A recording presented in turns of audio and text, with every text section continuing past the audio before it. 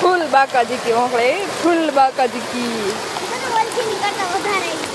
જો ફૂલ ફૂલ વરસાદ આવ્યો ફૂલ એટલા વરસાદ આવ્યો। પાવાગઢ જો તમે દર્શન કરવા માટે જવાના હોય તો સાવધાન થઈ જજો। અત્યારે હાલ હવામાન વિભાગના મોટા સમાચાર અને પાવાગઢની અંદર માં મહાકાળી માતાનો ચમત્કાર। આજનો આ વિડીયો તમે પૂરો સાંભળતા જજો।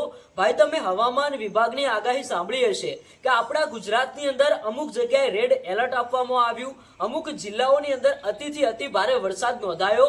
એ વચ્ચે ભાઈ પાવાગઢની અંદર જો માં મહાકાળી માતાના દર્શન કરવા માટે તમે જવાના હોય તો આ 2-3 દિવસ ભાઈ તમે માના ધામમાં દર્શન કરવા માટે ન જતા, કારણ કે ત્યાંના જે ટ્રસ્ટી લોકો છે, પૂજારી છે, કર્મચારી છે, એના દ્વારા ભાઈ જે મોટા સમાચાર આપવામાં આવ્યા છે કે અત્યારે હાલ માના ધામની અંદર આ વરસાદને ધ્યાનમાં લઈને, હવામાન વિભાગની આગાહીને ધ્યાનમાં લઈને ક્યાંક ને ક્યાંક ઘણા બધા શ્રદ્ધાળુઓને કહેવામાં આવ્યું છે કે જો તમે આ 2 દિવસ માના દર્શન કરવા માટે ન આવો તો તમારી સુરક્ષા માટે સારું છે। કારણ કે એક બાજુ ભાઈ ઘણી બધી જગ્યાએ એટલે કે અમુક જિલ્લાઓની અંદર રેડ એલર્ટ આપવામાં આવ્યું, અતિથી અતિ ભારે વરસાદ નોંધાયો।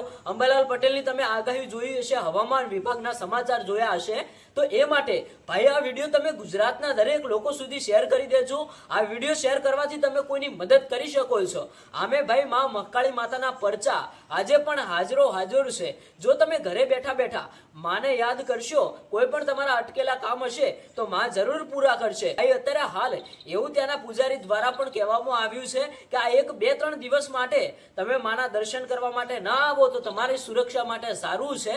આ બાબતે દર્શક મિત્રો તમારું શું કહેવું થાય છે અને તમારા વિસ્તારની અંદર આ વખતે ભાઈ વરસાદ કેવો છે? આ વિડીયો તમે ક્યાંથી જુઓ છો? તમારા ગામનું નામ કોમેન્ટ બોક્સની અંદર આપતા જજો।